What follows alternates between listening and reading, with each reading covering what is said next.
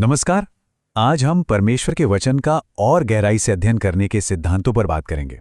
देखिए, इसका मकसद सिर्फ जानकारी देना नहीं है, बल्कि सेवकाई में लगे लोगों को कुछ नए साधन देना है, उन्हें और हिम्मत और प्रोत्साहन देना है।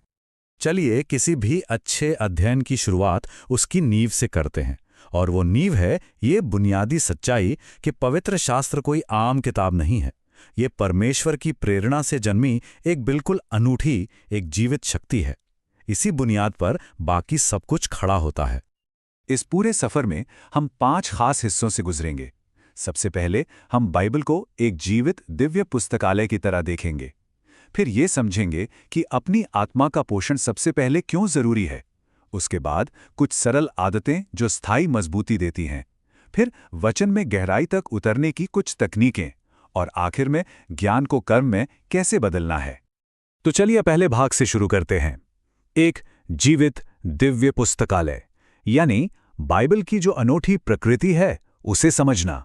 ये बहुत जरूरी है कि हम पहले ये समझें कि ये किताब आखिर है क्या। ये महज कागज और स्याही से कहीं बढ़कर है। देखिए, ये एक किताब नहीं है, बल्कि 66 किताबों का एक पूरा पुस्तकालय है। और कमाल की बात यह है कि इसे सदियों के दौरान कई अलग अलग लेखकों ने लिखा, पर इन सब के पीछे प्रेरणा पवित्र आत्मा की थी, और वो एक ही कहानी कह रही थी, परमेश्वर के द्वारा छुटकारे की कहानी। और हाँ, ये एक जीवित पुस्तक है। जैसा प्रभु यीशु ने कहा, इसके वचन आत्मा और जीवन हैं। इनका मकसद सिर्फ हमारे दिमाग को जानकारी देना नहीं, बल्कि हमारी आत्मा का पोषण करना है, उसे जीवित भोजन देना है। और यहीं से हम अपने दूसरे भाग पर आते हैं। पहले अपनी आत्मा का पोषण, मतलब व्यक्तिगत आत्मिक पोषण को सबसे अहम प्राथमिकता देना। अगर वचन एक जीवित भोजन है, तो सबसे पहला सिद्धांत तो यही बनता है कि जो परोस रहा है उसे पहले खुद खाना होगा, यानी एक पास्टर का अपना आत्मिक स्वास्थ्य। सेवकाई में अध्ययन के 2 पहलू होते हैं। एक है भक्तिपूर्ण अध्ययन, ये अपनी आत्मा के पोषण के लिए है, और दूसरा है सैद्धांतिक अध्ययन, ये दूसरों को सिखाने की तैयारी के लिए है। देखिए, दोनों बेहद जरूरी हैं, पर उनका क्रम कभी नहीं बदलना चाहिए। पहले खुद का पोषण, उसके बाद ही दूसरों की सेवा। और यहीं पर सेवकाई का एक सबसे बड़ा और बहुत ही सूक्ष्म खतरा छिपा है। होता यह है कि दूसरों के लिए उपदेश और शिक्षा तैयार करते करते अपनी ही आत्मा की भूख नजरअंदाज हो जाती है। ये एक ऐसी गलती है जो धीरे धीरे पता भी नहीं चलता और आत्मिक जीवन को अंदर से खोखला कर देती है। ये एक ऐसा सिद्धांत है जिसे हम अनदेखा कर ही नहीं सकते।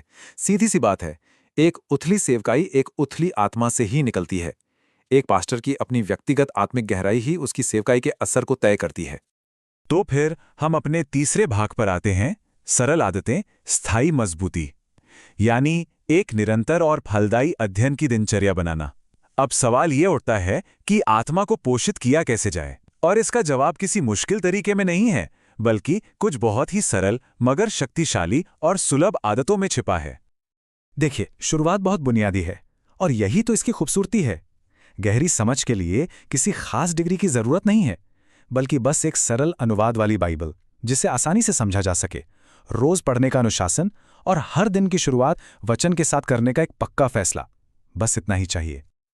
अब इस अध्ययन को और गहरा बनाने के लिए इससे एक एक्टिव प्रोसेस बनाना होगा। मतलब सिर्फ पढ़ना नहीं, उसके साथ जुड़ना। जोर से पढ़ने से ध्यान लगता है, पवित्र आत्मा से मार्गदर्शन मांगने से समझ के दरवाजे खुलते हैं, और नोट्स बनाने या डायरी लिखने से बातें दिल में बस जाती हैं। और जब ये आदतें बन जाती हैं, तब हम चौथे भाग में कदम रखते हैं, गहरी समझ की तकनीकें, यानी सिर्फ पढ़ने से आगे बढ़कर सच्ची समझ तक पहुंचने के तरीके। अब वचन की और भी गहरी परतों को खोलने का समय है। वचन को सिर्फ पढ़े नहीं, बल्कि उससे सवाल भी पूछें, एक जासूस की तरह। कौन बोल रहा है, क्या कहा, किससे कहा, और सबसे जरूरी सवाल, आज इसका मेरे लिए क्या मतलब है। ये सवाल पूछने से ही अर्थ की कई परतें अपने आप खुलने लगती हैं। इसी तरह बाइबल के नजरिए से मनन का मतलब मन को खाली करना नहीं है, जैसा दुनिया सिखाती है। नहीं, इसका मतलब है मन को परमेश्वर के वचन से सावधानी से और सोच समझकर भरना, उसे हर एंगल से परखना। अध्ययन को हमेशा ताज़ा और दिलचस्प बनाए रखने के लिए ना अपना तरीका बदलना भी बहुत ज़रूरी है। कभी एक अध्याय की गहराई में उतर जाइए, कभी पूरी किताब की बड़ी तस्वीर को देखिए, या कभी बाइबल के किसी चरित्र के जीवन से सीखने की कोशिश कीजिए। हर तरीका एक नया नज़रिया देता है। और अंत में हम आते हैं अपने 5वें और सबसे जरूरी भाग पर, ज्ञान से कर्म तक, यानी वचन को सिर्फ सुनने वाले नहीं बल्कि उस पर चलने वाले बनना। क्योंकि ये सारा अध्ययन, ये सारी मेहनत एक ही मंजिल की ओर ले जानी चाहिए, एक बदला हुआ जीवन। प्रभु यीशु का पैमाना बहुत साफ है। बुद्धिमान और मूर्ख में फर्क ज्ञान का नहीं है, क्योंकि वचन तो दोनों ने सुना। फर्क है अमल का। बुद्धिमानी का असली सबूत सिर्फ जानना नहीं है, बल्कि उस पर चलना है। इसी एक बात पर सब कुछ आकर टिक जाता है।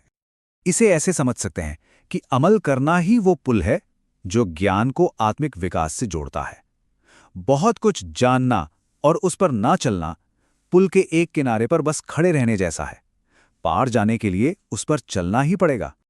तो अंत में ये पूरी बात इस एक सवाल पर आकर रुक जाती है। इस हफ्ते वो कौन सी एक सच्चाई होगी जिसे सिर्फ जाना नहीं बल्कि जिया जाएगा? क्योंकि इसी एक सवाल का जवाब ही है जो किसी के जीवन और सेवकाई को असल में बदल सकता है।